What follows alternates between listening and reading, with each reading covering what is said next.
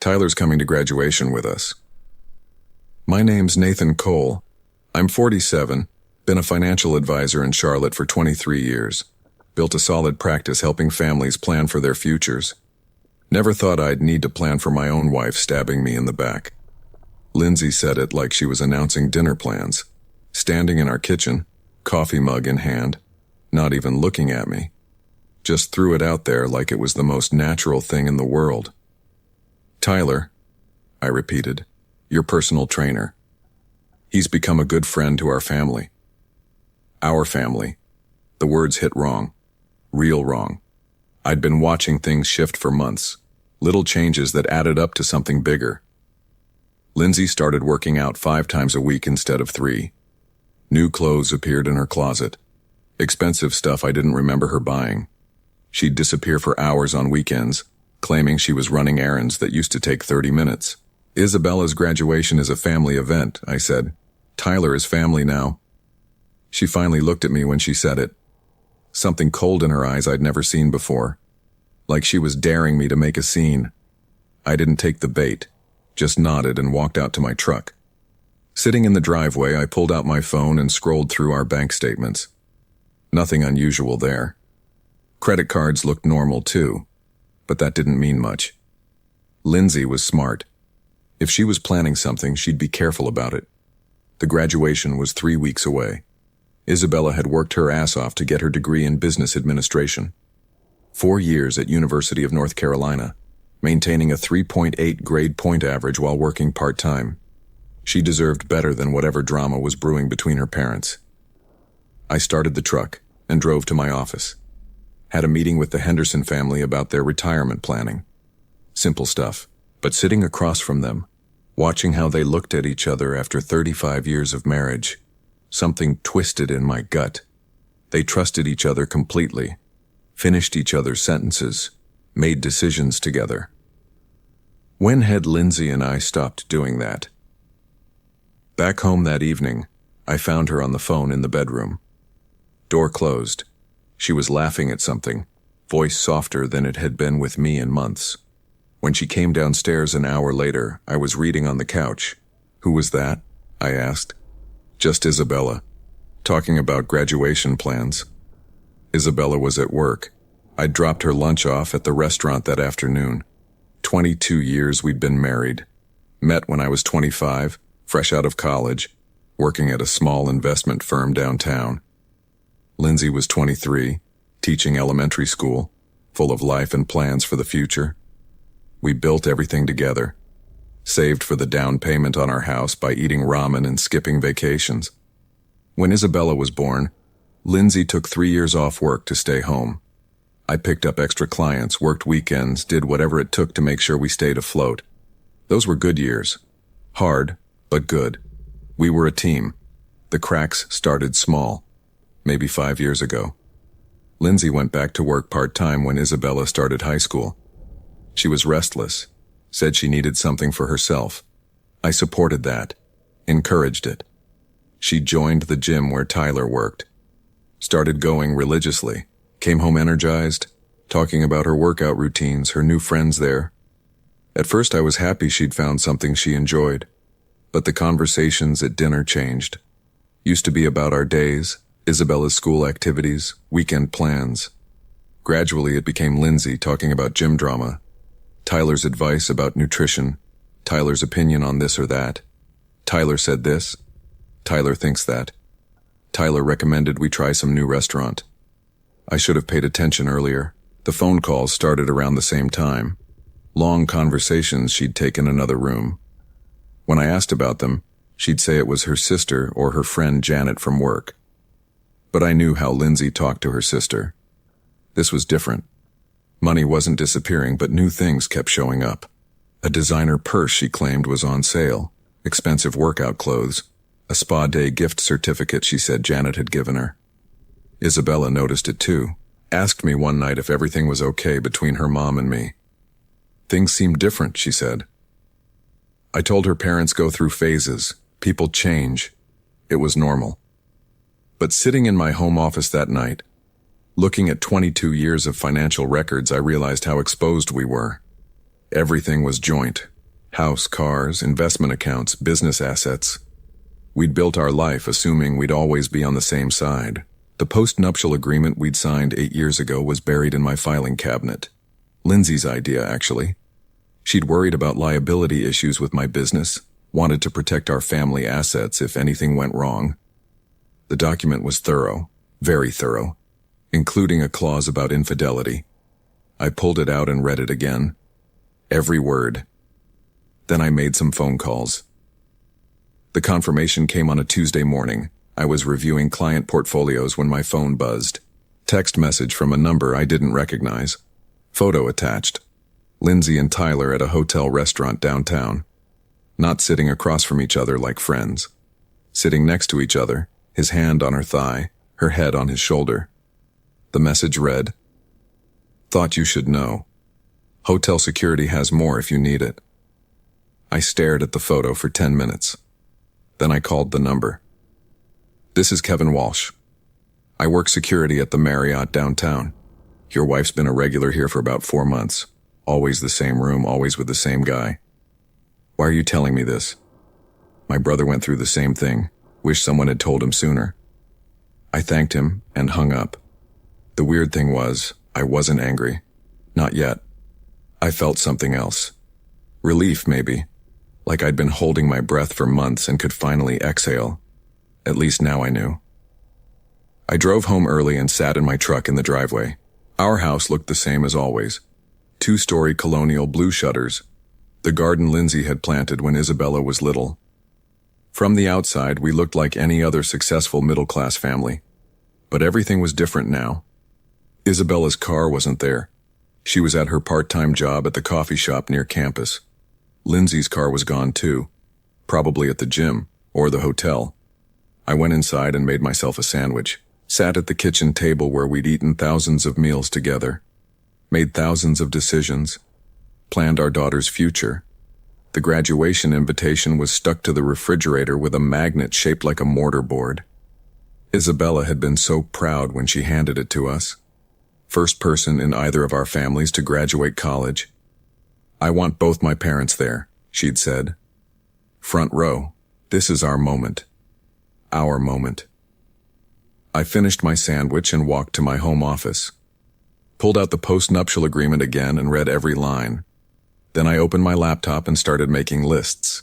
Asset protection strategies, trust formations, documentary evidence requirements. I'd spent 2 decades helping families plan for their financial security. Time to put that expertise to work for myself. My phone rang around 6 p.m. Lindsay. "I'll be late tonight. Having dinner with Janet. Girl talk about the graduation." "Sounds good," I said. "Take your time." After I hung up, I called my attorney, then my accountant, then a private investigator whose business card had been sitting in my desk drawer for 3 years. The graduation was 17 days away. I had work to do. I decided to test the waters 2 weeks before graduation. Casual conversation over morning coffee. "Been thinking about the graduation seating," I said. "Maybe Tyler should sit with his own family instead of ours. Keep things simple." Lindsay's coffee mug stopped halfway to her lips. "What's that supposed to mean?" "Just that it's a family day. Parents, grandparents, close relatives. Tyler doesn't really fit that category." Her face shifted. Guard went up instantly. "Tyler has been incredibly supportive of our family. He deserves to be there." "Supportive how?" Wrong question. I knew it the second I asked it, but I wanted to see her reaction. She set down her mug and looked at me like I was being unreasonable. "He's been a good friend during a difficult time." "What difficult time?" "This." She gestured between us. Us. The way things have been lately. So now it was my fault. The distance, the secrets, the late nights. I was the problem. "I haven't noticed any particular difficulties," I said. "That's exactly the problem, Nathan. You don't notice anything anymore." She stood up and started clearing the table with sharp, angry movements.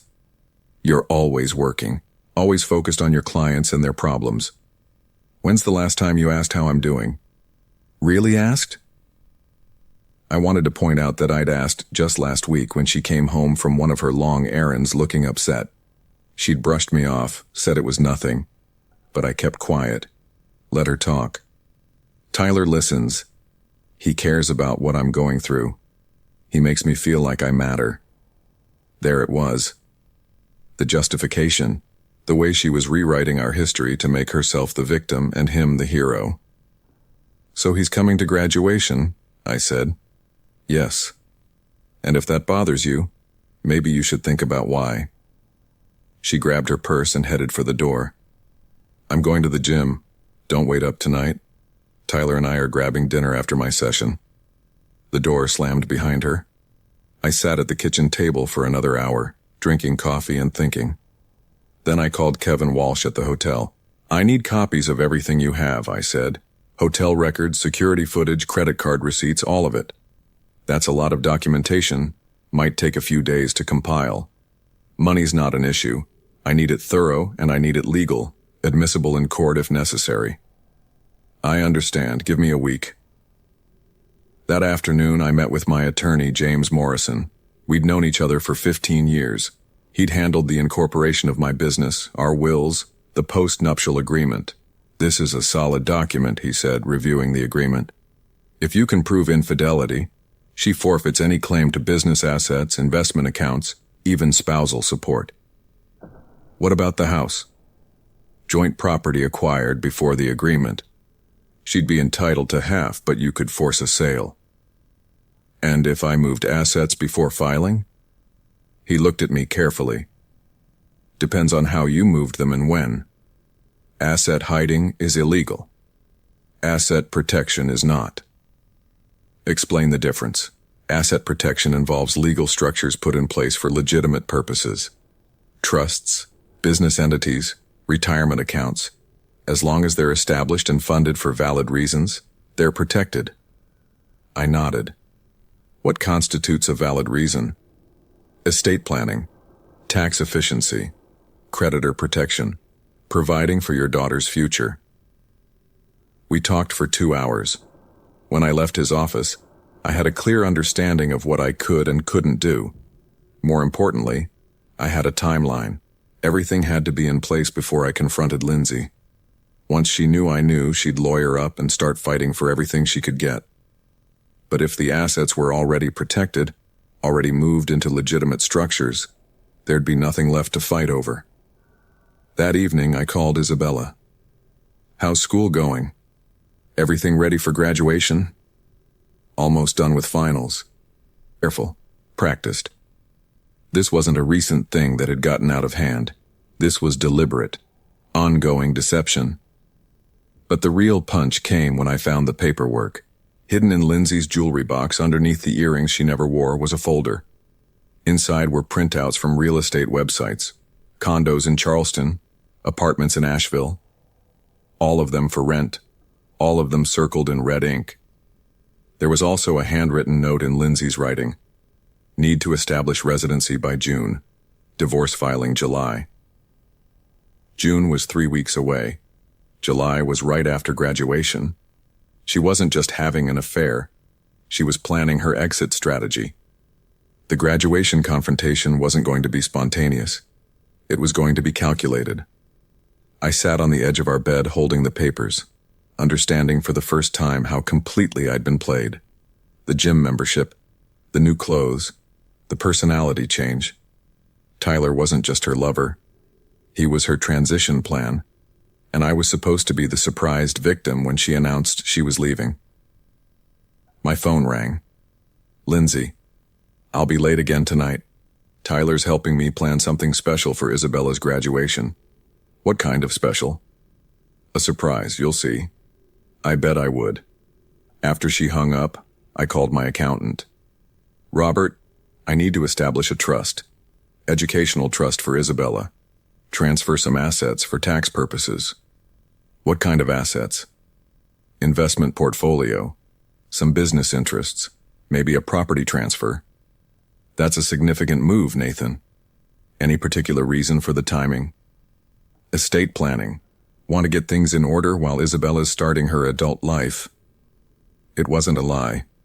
Not exactly. We met the next morning.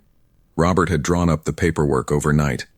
An irrevocable educational trust with Isabella as the sole beneficiary. I would serve as trustee until she turned 30, but the assets belonged to her.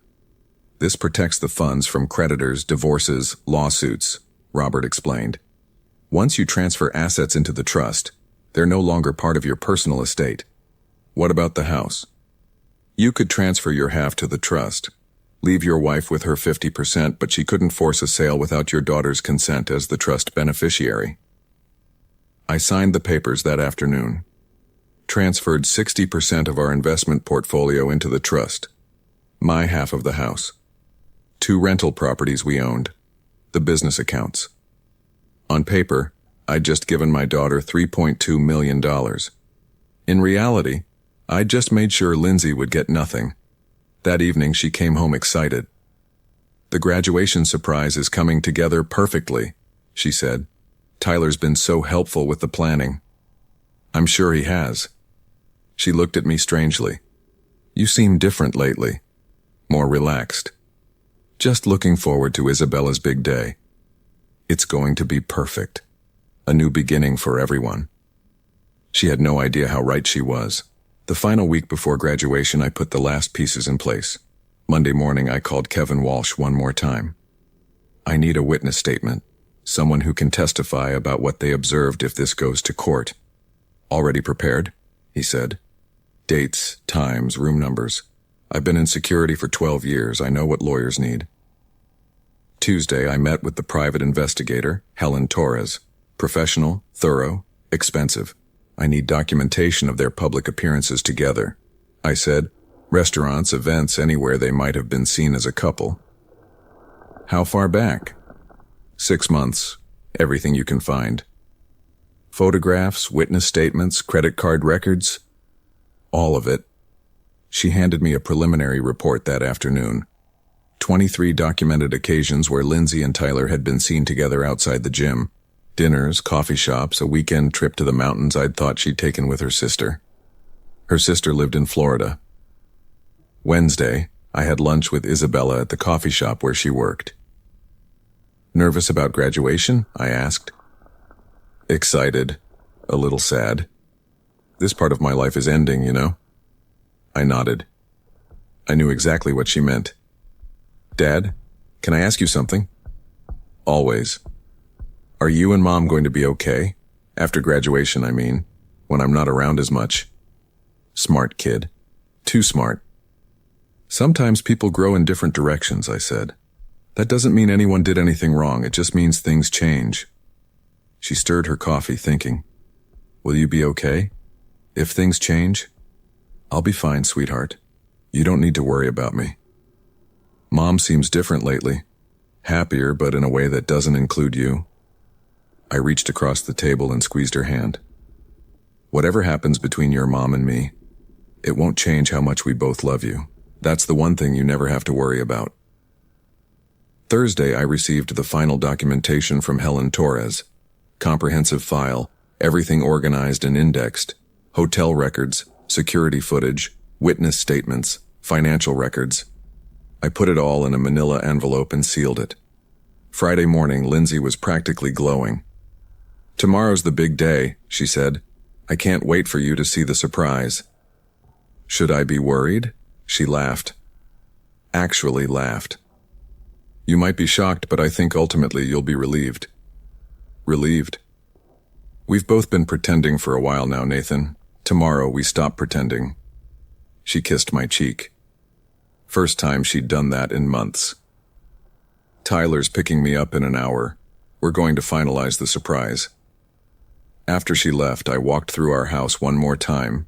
20 years of memories in every room. Isabella's baby photos on the mantel. Family vacations documented in frames along the hallway. Christmas mornings, birthday parties, ordinary Sundays that had felt perfect at the time. It was a good life. Had been a good life. But it was ending tomorrow. I called my attorney one final time. Everything's in place, James said. The trust is funded and recorded. The documentation is comprehensive. If she files for divorce, she'll find most of the assets are no longer marital property. And if she contests it, the trust was established for legitimate estate planning purposes. The postnuptial agreement is ironclad. She signed it willingly with her own legal representation. I hung up and sat in my home office, looking at the envelope containing all the evidence of Lindsay's affair. Tomorrow, at Isabella's graduation, everything would change.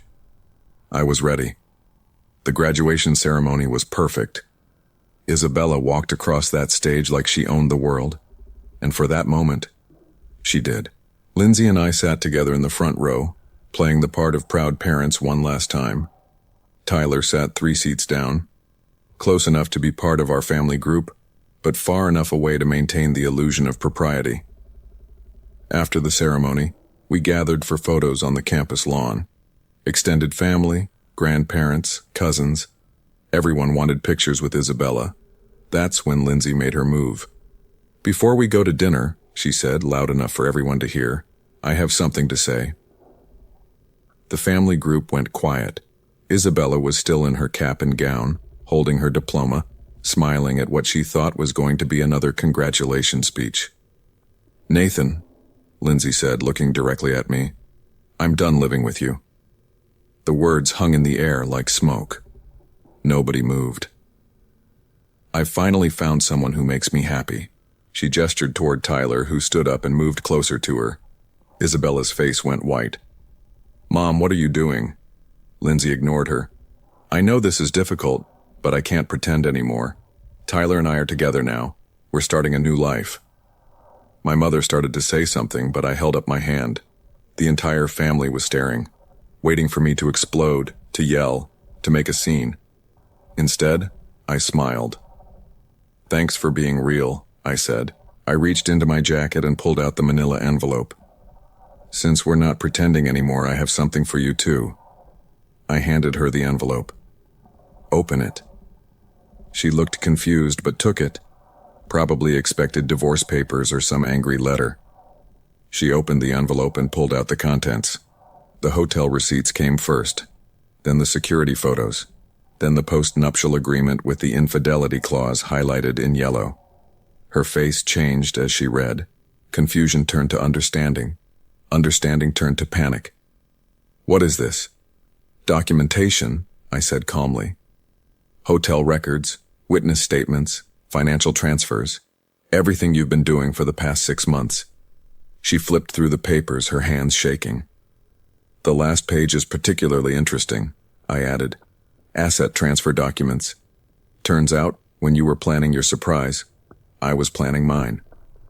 She found the trust documentation, read it twice. "You can't do this." "Already did. Everything's in Isabella's name now, the investments, the rental properties, my half of the house. It's all protected." Tyler stepped forward. "What does this mean?" I looked at him for the first time that day. "It means the woman you're starting a new life with just lost access to $3.2 million. Lindsay consulted 3 different attorneys over the next 2 weeks. They all told her the same thing. The post-nuptial agreement was valid, the asset transfers were legal, and she had no grounds for contesting either. She kept the house, her car, and her teacher's pension. Tyler disappeared the day after her first attorney meeting. Isabella and I had dinner the following month at her favorite restaurant. "Are you angry at Mom?" she asked. "No," I said, and meant it. "Disappointed, but not angry." "Are you angry at yourself?" That was a harder question. "Maybe. For not seeing it sooner. For letting it go on as long as it did." "Do you think you'll date again?" "Someday. When I'm ready." She reached across the table and squeezed my hand. "I'm proud of you, Dad. For how you handled everything. You could have made it ugly. Your graduation day belonged to you, not to our problems. Still, you kept your dignity. That matters." 6 months later, I moved into a smaller house across town, kept my business, my clients, my routine. Lindsay moved to Charleston with a different personal trainer she met at a yoga studio. Isabella started graduate school in the fall. The trust fund I'd established paid for everything, and would continue to provide for her long after I was gone. Sometimes I drive past our old house. The new owners painted it yellow and put in a swimming pool. It looks happy. I don't miss the deception or the careful pretending. I don't miss walking on eggshells or wondering what Lindsay was really doing when she said she was running errands. I miss the family we used to be before the lies took over. But that family was gone long before graduation day. Some endings aren't tragedies. Sometimes they're just the truth finally catching up.